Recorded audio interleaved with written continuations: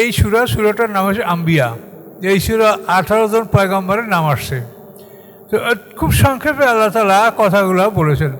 দেখেন, যদি একজন পয়গম্বরের কথা বিস্তারিত বলে তাতে একটা সূরা দরকার হয়ে পড়ে। ইউসুফ আলাইহিস সালাম, সূরা ইউসুফ একটা সূরাই মানে ইউসুফ আলাইহিস সালামের জীবন কাহিনী। তো প্রত্যেক পয়গম্বর জীবনের কাহিনী ওরকম খুব ব্যাপক, কিন্তু আল্লাহ তাআলা এখানে এই সূরার মধ্যে 18 জন পয়গম্বরের জীবন ইতিহাস খুব সংক্ষেপে বলেছেন। আল্লাহ বলেন, আমি নূহ আলাইহিস সালামের কাছে ওই পাঠিয়েছি, তিনি ডাক দিলেন। অর্থাৎ পয়গম্বররা যখন আল্লাহ সাহায্য কামনা করে তখন সেই জাতির ধ্বংসটা নিশ্চিত হয়ে যায়। তখন আল্লাহ তাআলা পয়গম্বরকে সাহায্য করেন এবং সেই জাতিকে ধ্বংস করেন। এটা হলো আল্লাহর সুন্নাত। সুন্নাত মানে নিয়ম, কর্মধারা, পদ্ধতি। আল্লাহ যে পদ্ধতিতে যে নিয়মে কাজ করেন সেই নিয়মটাকে সুন্নাত বলা হয়। এই সুন্নাতের মধ্যে ফরজ, ওয়াজিব, সুন্নাত সবই আছে। সুন্নাত শব্দটা কোরআনের মধ্যে ব্যবহার আছে। প্রত্যেকবারই আল্লাহ সুন্নাতের দাবি করছেন। সুন্নাত আল্লাহ, সুন্নাতে না মানে সুন্নাত আল্লাহর, এটা রাসূলের না। কখনোই যেন কেউ আপনার মনে না করেন যে ফরজ আল্লাহর আর রাসূলের সুন্নাত, এটা কিন্তু না। সমস্ত সুন্নাত আল্লাহর, ফরজ সুন্নাত সবই আল্লাহর। আল্লাহ রসুল কখনো নিজের পক্ষ থেকে কোনো কথা বলতেন না। ওমা ইয়ানতিকু আনিল হাওয়া, তিনি মনের ইচ্ছায় কোনো কথা বলেন না। ইন হুয়া ইল্লা ওয়াহয়ু ইউহা, তিনি ওহী, তার কাছে যেটা ওহী করা হয় সেটাই তিনি ব্যক্ত করেন। তাহলে রাসূল কখনো নিজের পক্ষ থেকে কোনো কথা বলেন না। সুন্নাত বলেন, মুস্তাহাব বলেন, সবই আল্লাহর হুকুম। তা আল্লাহ তাআলা এভাবে স্তরে স্তরে বিধানগুলো আমাদেরকে দিয়েছেন।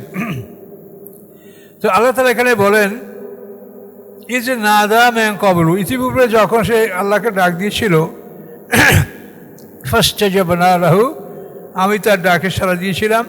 ফানাজ্জাইনাহু, আমি তাকে মুক্তি দিয়েছিলাম। ওয়া আহলাহু, এবং তার পরিবার পরিজনকেও মুক্তি দিয়েছিলাম। মিনাল কারবিল আযীম, বড় মুসিবত হতে।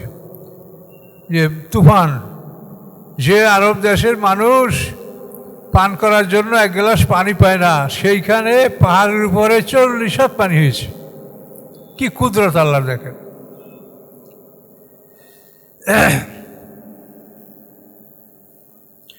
নাসারনাহু মিনাল কওমিল্লাযিনা কাযযাবু বিআয়াতিনা, আমি সাহায্য করেছি তাকে মিনাল কওমিল্লাযিনা, ওই জাতির থেকে, ওই জাতি হতে, কাযযাবু বিআয়াতিনা, যারা আমার আয়াতগুলোকে মিথ্যা সাব্যস্ত করেছে। ইন্নাহুম কানু কওমান সূ, নিশ্চয়ই তারা ছিল একটা নিকৃষ্ট জাতি। ফাগরাকনাহুম আজমাইন, আমি তাদের সবাইকে ডুবিয়ে দিয়েছি। নূহ আলাইহিস সালামের জাতি সব ডুবে মারা গেছে। শুধু নৌকায় 82টি পরিবার নৌকার মধ্যে উঠেছিল, এরা ছাড়া সবই ডুবে মারা গেছে।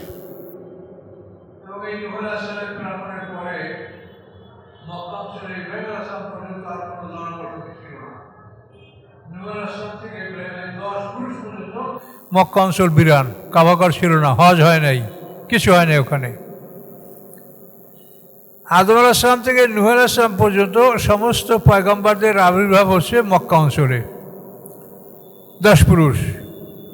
নূহ আলাইহিস সালামের পিতার নাম লামাক, তার পিতার নাম মুতাওয়াশা, তার পিতার নাম আকনরু, তার পিতার নাম ইয়ারিদ, তার পিতার নাম মাহারাবির, তার পিতার নাম কাবের, তার পিতার নাম বানেশ, তার পিতার নাম শীষ, তার পিতার নাম আদম আলাইহিস সালাম। আদম আলাইহিস সালাম থেকে 10 পুরুষ পর্যন্ত সমস্ত নবীদের আগমন ঘটছে মক্কা অঞ্চলে। আদম আলাইহিস সালাম মক্কায়, তিনি যে আরাফাত ময়দানে জাবালে রহমাত, ওখানে ওই পাহাড়ে আদম আলাইহিস সালাম বসবাস করতেন। তো নূহ আলাইহিস সালামের বন্যার পরে এই অঞ্চলে আর কিছু ছিল না।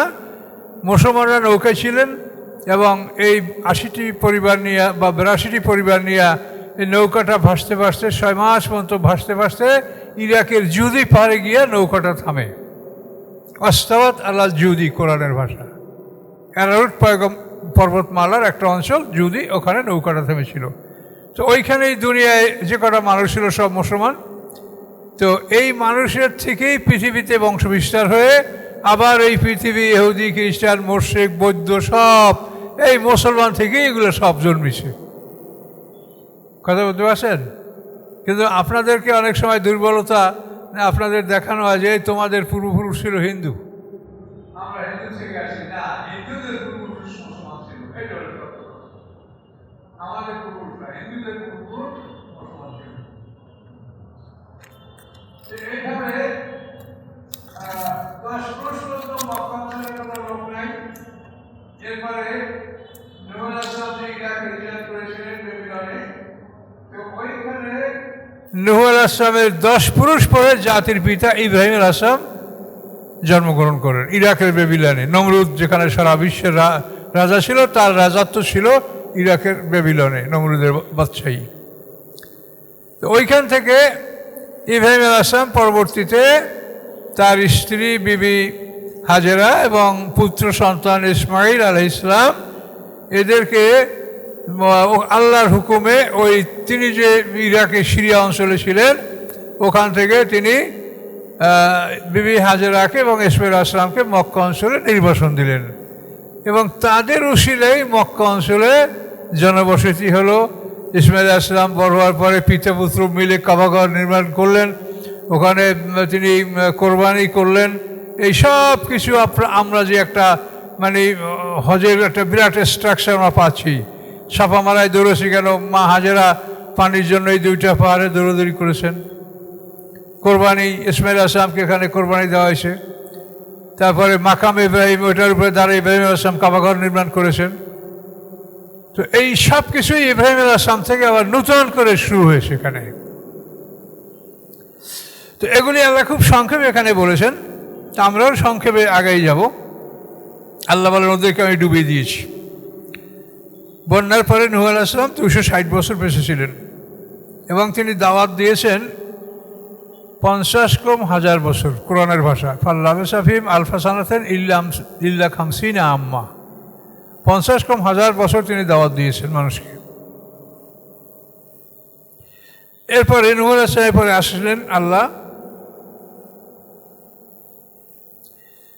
ও দাউদ ওয়া সুলাইমানা। দাউদ আলাইহিসসালাম তার পুত্র হচ্ছে সুলাইমান আলাইহিসসালাম। দাউদ আলাইহিসসালাম হলেন রাসূল, 2 নম্বর রাসূল, আর সুলাইমান আলাইহিসসালাম হলেন তার পুত্র। দাউদ আলাইহিসসালামের উপরে যে জাবুর কিতাব নাযিল হয়েছে এটা গ্রিক ভাষায় নাযিল হয়েছিল, আর মুসা আলাইহিসসালামের যে তাওরাত এটা ইব্রানি ভাষায় নাযিল হয়েছিল, আর ঈসা আলাইহিসসালামের উপরে যে ইনজিল এটা সুরিয়ানি ভাষায় নাযিল হয়েছে, আর আমাদের মুহাম্মদ সাল্লাল্লাহু আলাইহি ওয়াসাল্লামের যে কোরআন এটা আরবি ভাষায় নাযিল হয়েছে। 4টা কিতাব 4টা ভাষায় নাযিল হয়েছে। কাজেই যে অঞ্চলে যাকে আল্লাহ নবী পাঠাইছেন সেই অঞ্চলের ভাষায় তাকে আল্লাহ কিতাব দান করছে যাতে মানুষকে দাওয়াত দিতে সহজ হয়। দাউদ ওয়া সুলাইমানা, দাউদ আলাইহিসসালাম সুলাইমান আলাইহিসসালাম এরা 2 জনের ঘটনা। কি এজ ইয়াকুমান ফিল হার্স, যখন তারা আদেশ দিচ্ছিলেন একটা ক্ষেতের ব্যাপারে। এজ নাফাসাত ফিহে গনামাল কওমে, যখন রাতের বেলায় প্রবেশ করেছিল ওই ক্ষেতের মধ্যে। নাফাসা মানে রাতে প্রবেশ করা, রাতের বেলায় পশু প্রবেশ করেছিল ফিহে ওই ক্ষেতে। গনামুল কওমে একটা জাতির বকরি ছাগল। আল্লাহ বলেন অকুন্না আলী হুকমিম শাহিদিন, আমি ছিলাম তাদের এই ফয়সালার মধ্যে উপস্থিত। মানে তারা যে ফয়সালা দিছে 2 বাপ বেটা, আল্লাহ বলেন আমি সেখানে উপস্থিত ছিলাম। আল্লাহ তো সব জায়গায় উপস্থিত আছেন। ফাফাহামনাহা সুলাইমানা, আমি বুঝিয়ে দিয়েছিলাম ওই বিষয়টা সুলাইমান আলাইহিসসালামকে। মানে ফয়সালাটা কি হবে আল্লাহ বলেন এটা আমি সুলাইমান আলাইহিসসালামকে বুঝিয়ে দিয়েছিলাম। অকুল্লান আতাইনা হুকম ইলমা, উভয়কেই আমি দিয়েছি হিকমত এবং ইলম। তো এখন এই ক্ষেতের বিষয়টা আমরা একটু শুনি। দাউদ আলাইহিসসালামের জমানায় একটা লোকের একবার বকরি একটা লোকের আঙ্গুর বাগানে ঢুকে বাগানের সব আঙ্গুর ফল খেয়ে ফেলেছে, বাগানটা খেয়ে ফেলেছে। খেয়ে ফেলার পরে এখন 2 পক্ষ বাদী বিবাদী, ছাগলওয়ালা, পশুওয়ালা এবং ক্ষেতওয়ালা দাউদ আলাইহিসসালামের কাছে বিচার প্রার্থনা করেছে। তো দাউদ আলাইহিসসালাম খুব সহজেই রায় দিয়ে দিয়েছেন, বাগানের মালিককে ছাগলগুলো দিয়ে দিয়েছেন আর বাগান দিয়ে দিয়েছেন ছাগলওয়ালাকে। এভাবে তিনি দিয়ে দিয়েছেন যে ছাগল বাগানের মালিক পাবে আর বাগানটা ছাগলওয়ালা, এই রায় দিয়েছেন। এখন উনি বাদশাহ এবং একদিকে রাসূল এবং আর একদিকে তিনি রাজা। দাউদ আলাইহিস সালাম তো একসঙ্গে নবুয়ত এবং বাদশাহী দুটো তাকে দেওয়া হয়েছে। এর আগে তো এটা আলাদা আলাদা ছিল। নবী হতো একজন, ও তার অধীনে রাজা হতো আর একজন। তো এই বিষয়টা সুলাইমান আলাইহিস সালামের কাছে যখন আসলো, সে ছেলে 12-13 বছর বয়সের, তখন সুলাইমান আলাইহিস সালাম তাদেরকে বললেন যে কি রায় দিয়েছে রাজা, কি ফয়সালা দিয়েছে। তো বললেন এইভাবে যে বাগানের মালিককে ছাগল দিয়েছে, আর ছাগল দিয়েছে, বাগান দিয়েছে ছাগলের মালিককে। তো সুলাইমান আলাইহিস সালাম বললেন যে আপনারা যে রাজাকে বলেন যে আপনার ছেলে এই বিষয়টা একটু পুনরায় বিবেচনা করতে চায়, আপনি অনুমতি দিলে। তখন ওরা বলছে যে আপনার ছেলে সুলাইমান আলাইহিস সালাম এই বিষয়টা একটু রিভিউ করতে চায়, পুনরায় বিবেচনা করতে চায়, করুক। তখন সুলাইমান আলাইহিস সালাম বললেন যে এইটা বিষয়টা এভাবে হলে ভালো হয় যে ছাগলের মালিককে সাময়িকভাবে বাগানটা দিয়ে দেওয়া হোক, এবং উনি ওই বাগানে পানি দিবে, মাটি দিবে, বাগানের যত্ন করবে। এভাবে আস্তে আস্তে বাগানটা পূর্বের অবস্থায় ফিরে আসবে। এই পরিমাণ সময় বাগানটা ছাগলের মালিককে দেওয়া হোক, আর এই সময়ের মধ্যে ছাগলগুলিও বাগানের মালিককে দেওয়া হোক, যাতে সে ছাগলের দুধ খেতে পারে, উপকৃত হতে পারে। তো সে ওই ছাগলের দুধ খাবে, আর বাগানের মালিক সে ওই বাগানটাকে যত্ন করে ওটাকে পূর্বের অবস্থায় ফিরিয়ে আনবে। যখন ওই বাগানটা পূর্বের অবস্থায় ফিরিয়ে আনবে তখন ওই বাগানের মালিককে বাগান দিয়ে দেওয়া হোক, ছাগলের মালিককে ছাগল দিয়ে দেওয়া হোক। খুব সুন্দর হয়েছিল। আল্লাহ বলেন ফাফাহামনাহা সুলাইমানা, যে সুলাইমান আলাইহিস সালামকে আমি এই বিষয়টা বুঝিয়ে দিয়েছিলাম, তিনি এটা সঠিক ফয়সালা দিয়েছিলেন। তো এই নাফাসা শব্দের অর্থ হলো রাতের বেলায় পশু কোনো বাগানে প্রবেশ করা। আইন হলো, ইসলামের বিধান হলো যে রাতের বেলায় পশুর মালিক পশু আটকে রাখবে, আর দিনের বেলায় পশু মুক্ত থাকবে। বাগানের মালিক দিনের বেলায় বাগান পাহারা দিয়ে রাখবে। এটা হলো আইন। দিনের বেলায় আপনার ধানের ক্ষেত, আমের ক্ষেত, যেটাই হোক, এটা বাগানের মালিক দিনে পাহারা দিবে, আর পশু যারা পালে তারা রাতের বেলায় পশু আটকে রাখবে, রাত্রে পশু খোলা রাখবে না। এটা হলো আইন। এই আইন অনুযায়ী সুলাইমান আলাইহিস সালাম এর রায় দিয়েছিলেন।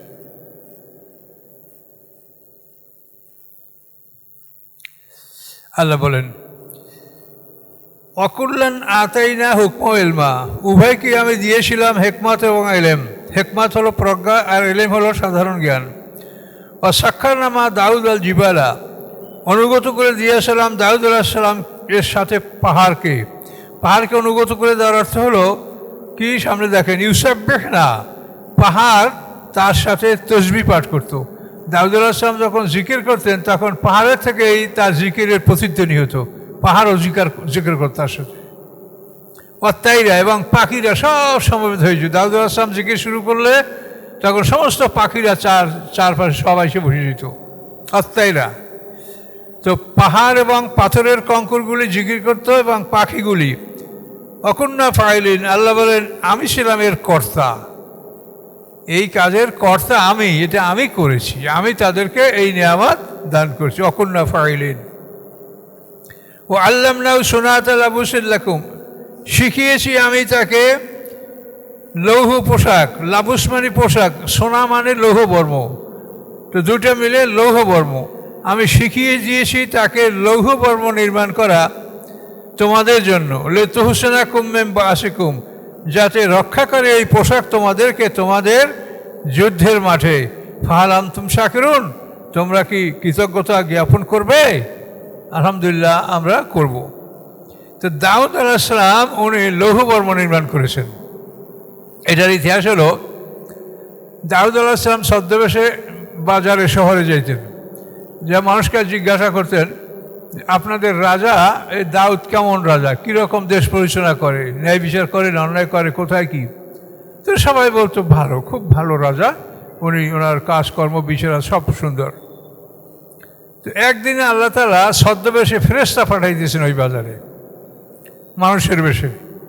দাউদ আলাইহিস আজকে ওই ফেরেশতাকে জিজ্ঞাসা করে যে আপনাদের রাজা কেমন, কীরকম রাজ্য পরিচালনা করে? হ্যাঁ ভালোই তো, একটু অসুবিধা আছে।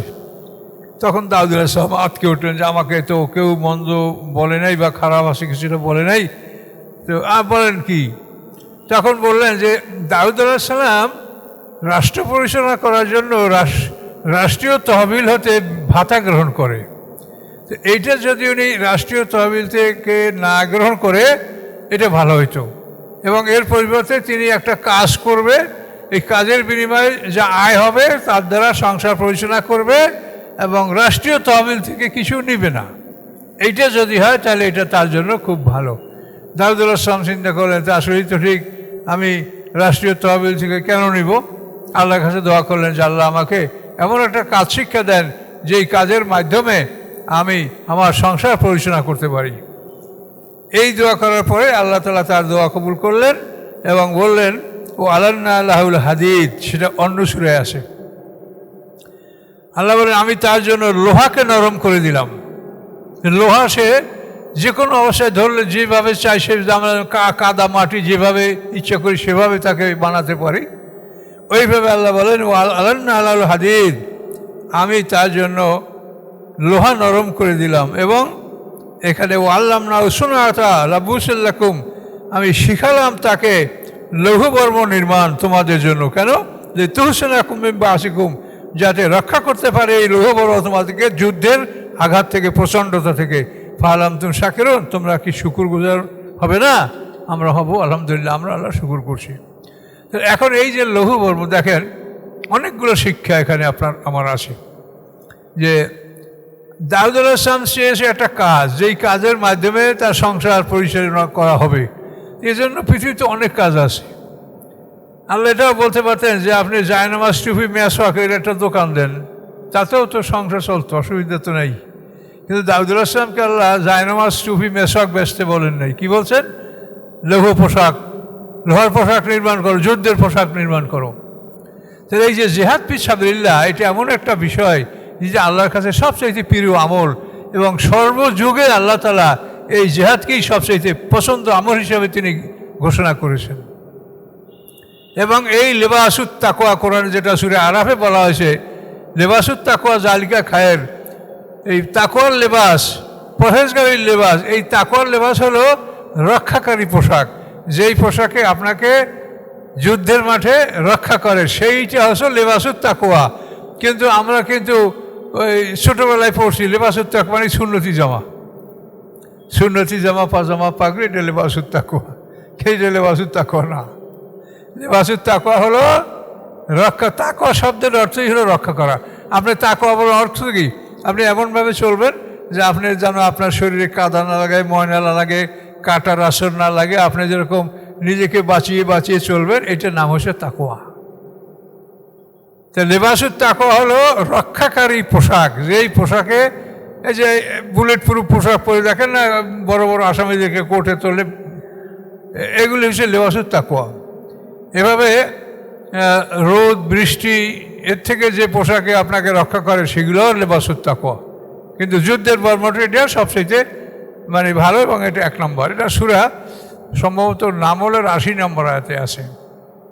এই লেবাসুত তাকওয়ার স্পষ্ট বিবরণ আছে, যেটার অর্থ হলো লোহার মানে যুদ্ধের পোশাক, যুদ্ধে যে পোশাকে আপনাকে রক্ষা করে সেইটা হচ্ছে লেবাসুত তাকওয়া।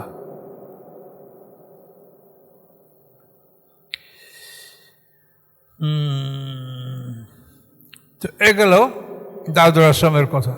এখন ওয়ালি সুলাইমান আর রিহা, আল্লাহ বলেন আমি বাধ্য করেছি, দান করেছি আমি সুলাইমান আলাইহিসসালামের জন্য বাতাসকে।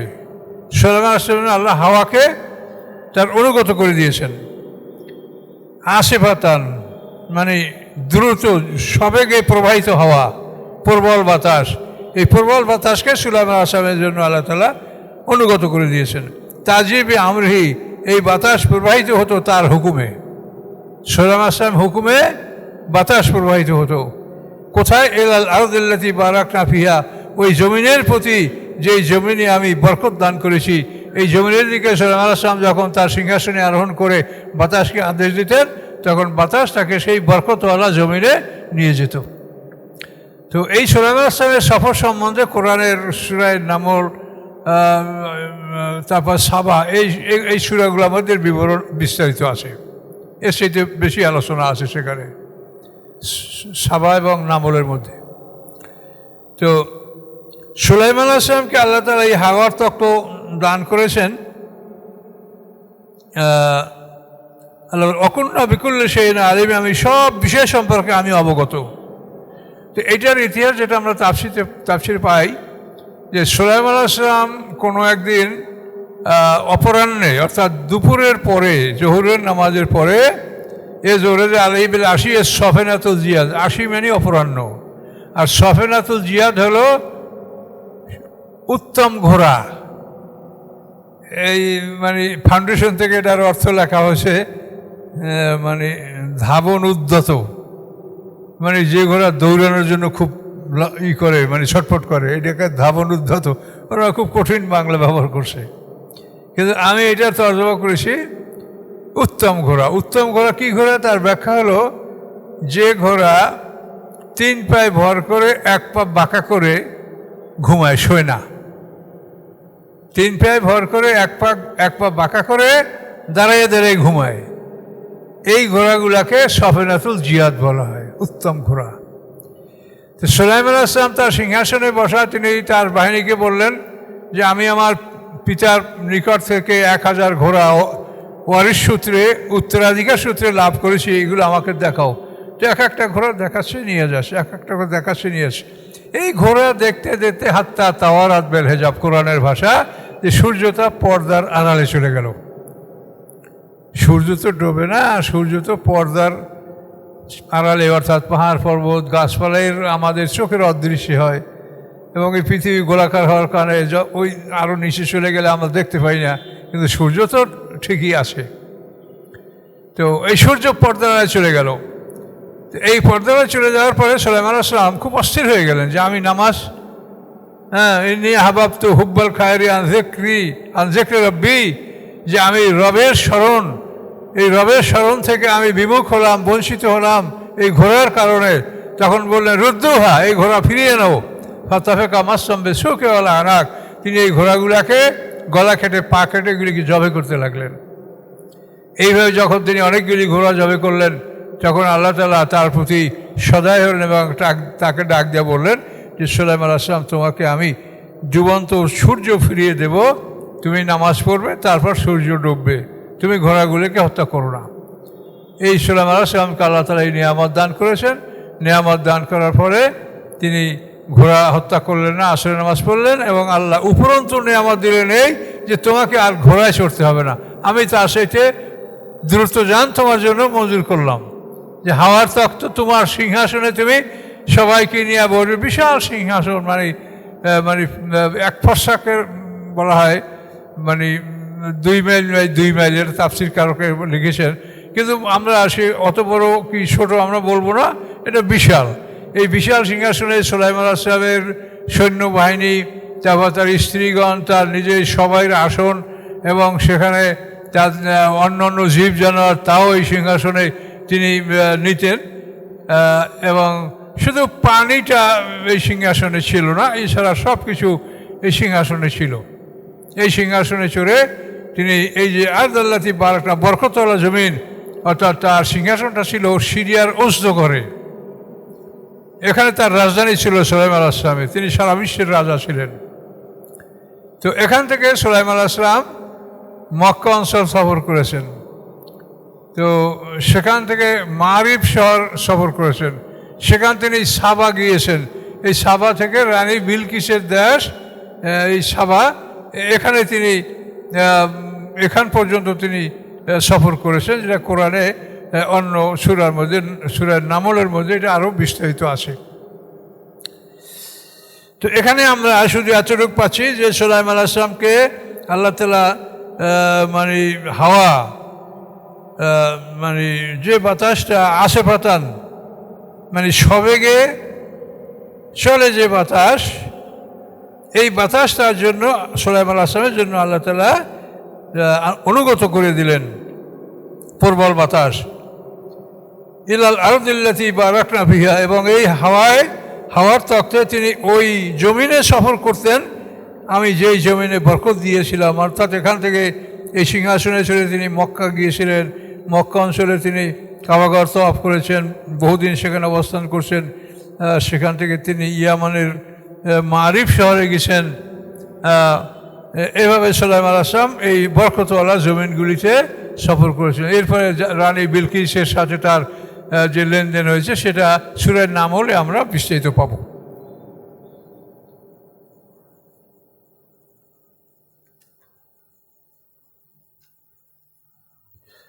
আচ্ছা, সুলাইমান আলাইহিস সালামকে আরও কি নিয়ামত দেওয়া হয়েছে সেটা এখন দেখেন। অমিনা শায়াতিনে, শয়তানের মধ্যে হতে, শয়তান মানে জিন জাতি, জিনের একটা দল। অমিনা শায়াতিনে, এবং শয়তানের মধ্যে হতে মাইয়া গৌসুন আলাহু, যারা সুলাইমান আলাইহিস সালামের জন্য সমুদ্রে ডুব দিত, ডুবুরি ডুব দিয়া সমুদ্রের মধ্যে থেকে মণি, মুক্তা, নীলকান্ত, মণি, প্রবাল এগুলি তারা সমুদ্র থেকে সংগ্রহ করত। জিন শয়তানেরা ইয়া গৌসুন তার জন্য সমুদ্রে ডুব দিত। ওয়া মালুনা আমালান দুনা জালেক, এবং এছাড়া তারা আরও অন্যান্য কাজ করত। বড় বড় অট্টালিকা নির্মাণ করা, তারপরে কুদুরের রাশিয়াত মানে বড় বড় ড্যাক, যেই ড্যাকগুলি উঠানো যায় না, সে ড্যাক স্থাপন করাই থাকে। তার ভিতরে সিঁড়ি দিয়া মানুষ ওঠে, সিঁড়ি দিয়া নামে এবং খাদ্য তোলে। এরকম বড় বড় ড্যাক, কুদুরের রাশিয়াত, তারপরে বড় বড় থালা, একটা থালায় 1000 মানুষ একসঙ্গে খাইতে পারত। এগুলি সুলাইমান আলাইহিস সালামের জন্য জিনেরা তৈরি করত। জেফান এন্ড কাল জবাব, অর্থাৎ বড় বড় বর্তন, কুয়ার মতো, পুকুরের মতো এক একটা থালা, তারপর ভাস্কর্য নির্মাণ, এই সব কিছু জিনেরা সুলাইমান আলাইহিস সালামের আদেশে এই কাজগুলো করত। অকুন্না লাহুম হাফিজিন, আল্লাহ বলেন তাদের হেফাজতকারী ছিলাম আমি। এই জিনেরা কাজ করবে, কাজ করার পরে যদি বেয়াদবি করে, কোনো ক্ষতি করে, তো বলে আল্লাহ আমি হেফাজতকারী, তারা ক্ষতি করতে পারবে না সুলাইমান আলাইহিস সালামের। অকুন্না লাহুম হাফিজিন। এভাবে সুলাইমান আলাইহিস সালামের ব্যাপার এতটুকু আল্লাহ শেষ করছেন। ও আইয়ুব, এরপরে আইয়ুব আলাইহিস সালামের কথা বললেন। তো আইয়ুব আলাইহিস সালামের বংশ পরিচয় হচ্ছে আইয়ুব ইবনে মুস ইবনে রাজা বিন আয়েজ। আর এই আয়েজ আর ইয়াকুব হলো এরা দুই ভাই। ইসহাক আলাইহিস সালামের যমজ দুই পুত্র আয়েজ এবং ইয়াকুব। আয়েজ হলো বড়, এই আয়েজের বংশধর হলো এই আইয়ুব নবী। আইয়ুবের পিতার নাম মুস, তার পিতার নাম রাজা, তার পিতার নাম হলো আয়েজ।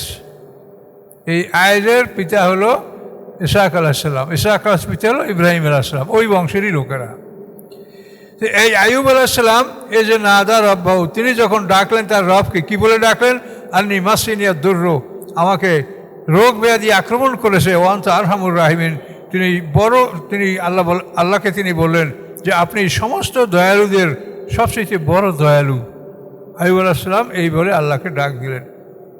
তার এমন কুষ্ঠরোগ হয়েছিল যার জন্য সমাজের লোক তাকে বর্জন করেছিল, তাকে ভাগারে ফেলে রেখেছিল, এবং রহিমা বিবি তার জন্য খাদ্য সংগ্রহ করত। এটা আমরা আরও বিস্তারিত অন্য জায়গায় পাবো, এখানে আল্লাহ সংক্ষেপে বলেছেন। ফাস্তাজাবনা লাহু, আল্লাহ বলেন আমি তার ডাকে সাড়া দিলাম। ফাকাশাফনা মা বিবিন দূর, আমি দূর করে দিলাম তার যে রোগ ব্যাধি ছিল, এটা আমি ভালো করে দিলাম। ও আতাইনা ও হারাও, এবং দান করলাম আমি তার পরিবার পরিজনকে, তার পরিবার পরিজন যে হারিয়েছিল আমি সেই তার পরিবার পরিজনকে দান করলাম। এবং ও মিসলাহুম মাহুম, আগে যা ছিল তার সমপরিমাণ আরও দান করলাম, দেখুন। তো এখানে যারা মারা গেছে তাদেরকে কি ফিরিয়ে দিয়েছেন? তো তাফসীরকাররা বলেন না, তাদেরকে না, বরং রহিমা বিবি তার সাথে ছিলেন, এবং এরপরে তিনি হয়তো অন্য বিবাহ করেছেন, এবং অন্য বিবিদেরকে নিয়ে মোটামুটি পূর্বের সংখ্যা, তারপরে আরও দ্বিগুণ সংখ্যক আল্লাহ তাআলা আওলাদ পর্যন্ত দুনিয়াতেই তাকে দিয়েছিলেন আইয়ুব আলাইহিস সালামকে। এটা অন্য জায়গায় আপনি বিস্তারিত আমরা পাবো যে আল্লাহ তাআলা বললেন যে তুমি তোমার পা দ্বারা আঘাত করো মাটিতে, তো পায়ের আঘাতে দেখবা পানি প্রবাহিত হবে, গরম পানির ঝর্ণা প্রবাহিত হবে, সেই পানি দ্বারা তুমি গোসল করলে তোমার শরীরের বাহ্যিক সমস্ত রোগ ভালো হয়ে যাবে। এরপরে দ্বিতীয়বার একটু সরে একটু জায়গা পাল্টে আবার তুমি মাটিতে আঘাত করো, ঠান্ডা পানির ঝর্ণা বের হবে, এবং সেই ঝর্ণার পানি দ্বারা সেই পানি তুমি পান করবে, ফলে তোমার দেহের ভিতরের সমস্ত রোগ ভালো হয়ে যাবে। এইভাবে আইয়ুব আলাইহিস সালাম সম্পূর্ণ সুস্থ হয়ে গিয়েছিলেন। তার রোগ যে কতদিন ছিল সেটা তাফসীরকাররা বিভিন্ন বলেন, কিন্তু খুব বেশি দিন যে ছিল তা না, কারণ নবী রাসূলদেরকে আল্লাহ পরীক্ষা করেন, শাস্তি দেন না।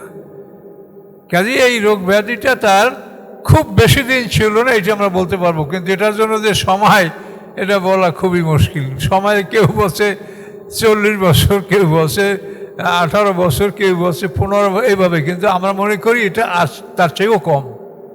তাকে সামান্য কিছু দিনের জন্য আল্লাহ পরীক্ষামূলকভাবে, সে তো আর অপরাধ কিছু করে নাই, এটা পরীক্ষা তাকে করা হয়েছে। কাজে এই পরীক্ষার জন্য তাকে যে খুব দীর্ঘদিন কষ্ট দেওয়া হয়েছে এটা আমরা মনে করি না। তবে এই পরীক্ষায় তার সন্তান, পরিবার, প্রয়োজন যে হারিয়ে গেছিল রহিম, এটা সত্য, এটা কোরআন দ্বারা প্রমাণ পাওয়া যায়।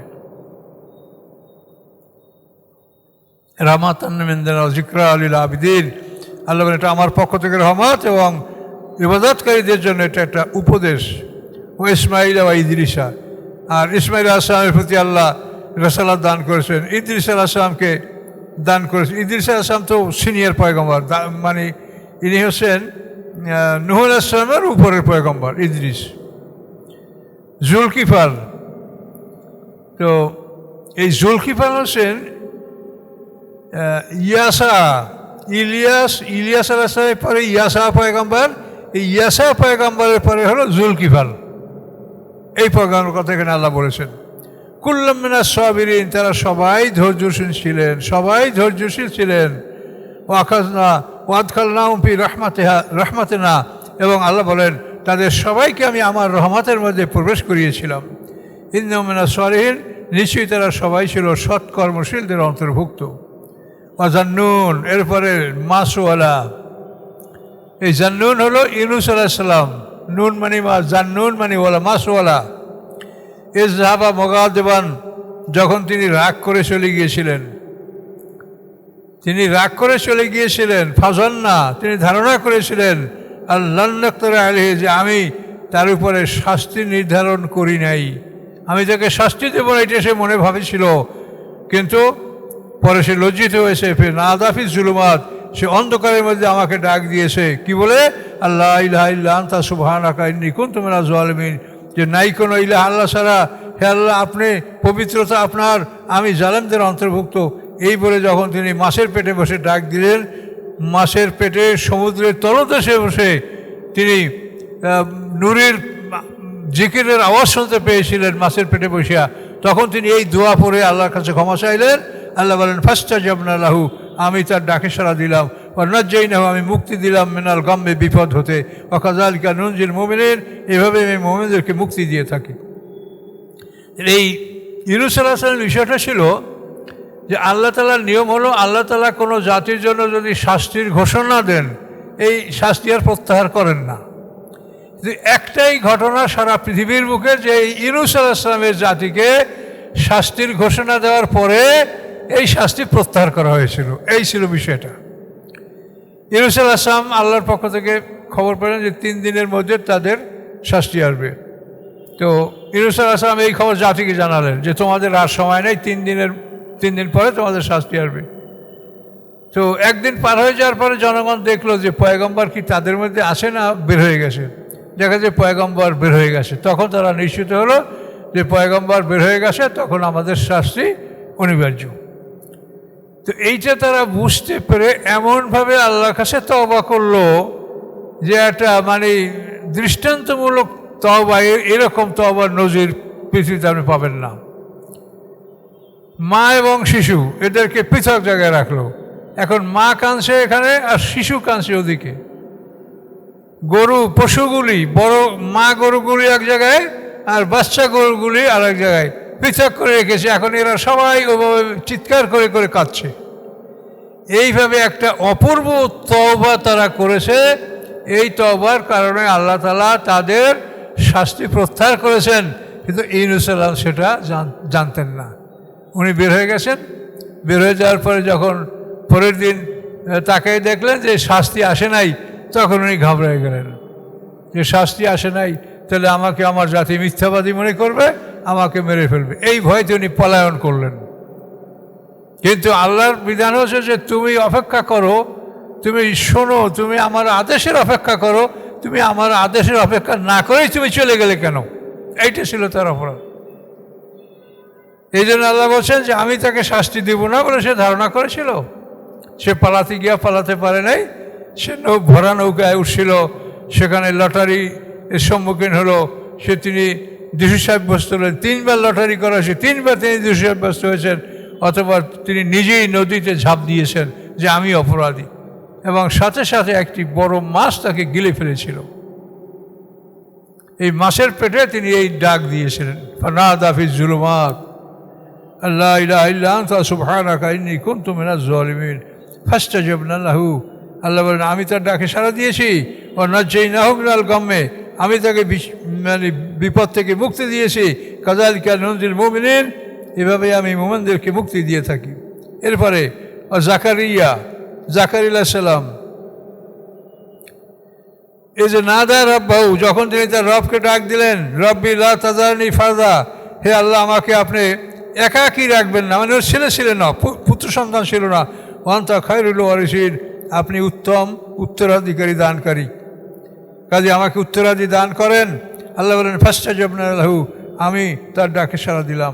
ওয়াহাবনা লাহু ইয়াহইয়া, এবং জাকারিয়া আলাইহিস সালামকে আমি ইয়াহইয়া নামক পয়গম্বর দান করলাম। ওয়াসলাহনা লাহু যাওজাহু, এবং তার স্ত্রীকে আমি সংশোধন করলাম। 99 বছর বয়সে তার স্ত্রী গর্ভবতী হয়েছে। এটা আল্লাহ সংশোধন করেছে বলেই হয়েছে, তার এটা অসম্ভব ব্যাপার ছিল। ইন্নাহুম কানু ইউসারিউনা ফিল খায়রাত, তারা সবসময় কল্যাণকর কাজে অগ্রসর হতো। ইয়াদউনা রাগাবা ওয়া রাহমা, এবং সবসময় তারা আমাকে ডাকতো রাগাবা ও রাহবা, মানে অনুগ্রহ সহকারে এবং ভয় সহকারে তারা আমাকে সবসময় ডাকতো। ওয়াকানুল্লানা খাসিন, এবং তারা ছিল আমার উদ্দেশ্যে ভীত। আল্লাতি আহসানাত ফারজাহা, এবং যে সংরক্ষণ করেছে তার লজ্জাস্থান, সে হলো কেটা? মরিয়াম। ফানাফাকনা ফিহা মির রূহিনা, আমি ফুঁকে দিয়েছি তার মধ্যে আমার শক্তি, আমার রূহকে, অর্থাৎ ঈসা আলাইহিস সালামকে। ও জাআলনাহা ওয়া ইবনাহা, করেছি আমি তাকে, অর্থাৎ মরিয়ামকে, ওয়া ইবনাহা, এবং তার পুত্রকে, আয়াতাল লিল আলামিন, সারা বিশ্ব জগতের জন্য একটি নিদর্শন যে বিনা বাপে আল্লাহ তাআলা তাকে জন্মিয়েছেন। ইন্না হাযিহি উম্মাতুকুম উম্মাতুন ওয়াহিদা, আল্লাহ এই যে তোমাদেরকে 18 জন পয়গম্বরের কথা বলা হলো, এই হচ্ছে তোমাদের উম্মত, এক উম্মত, তোমরা এক দল, তোমরা এক দল। আনা রব্বুকুম, আর আমি তোমাদের এক রব, ফাবুদুন, তোমরা আমার ইবাদত করো। তোমরা সবাই এক দল, আর আমি তোমাদের এক আল্লাহ, তোমরা আমার ইবাদত করো। কিন্তু ওয়াতাকাত্তাউ আমরহুম বাইনহুম, এবং তারা নিজেদের মধ্যে তাদের শরিয়াতকে তারা বিভক্ত করে ফেললো। কুল্লুন ইলাইহি রাজিউন, তারা সবাই আমার কাছে ফিরে আসবে। তাহলে এখন দেখেন আল্লাহ তাআলা কোরআনে পরিষ্কার বলছে যে তোমরা দল হলো 2টা, মুমিন এবং কাফেরের বাইরে কোনো দল নাই। এই দলাদলি যেটা আমরা করি, এটা হলো আমাদের নেতাদের কারণে। আপনারা দেখেন এই মসজিদে আজানের পরে যে আপনারা ঢুকলেন, যে আপনারা কেউ জিজ্ঞাসা করছেন যে ইমাম সাহেব কি হানাফি না শাফি না আহলে হাদিস, ইমাম সাহেব কোন দলের, কি জিজ্ঞাসা করছেন কেউ?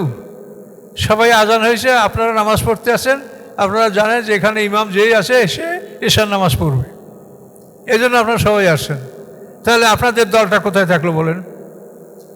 এখানে তো আপনারা হানাফি আছেন, শাফি মুজাব, হানাফি, আহলে হাদিস, তারপর পীরপন্থী, যে কোনো ব্যাপার আপনি মুসলমান, আপনি আজানের পরে মসজিদে আসেন, তা আপনার দলটা কোথায়? আপনারা তো দল করছেন না। এই দল করে কারা? নেতা। আপনার নেতা আসলে তখন ওই নেতা ছাড়া আপনি কিছু বোঝেন না।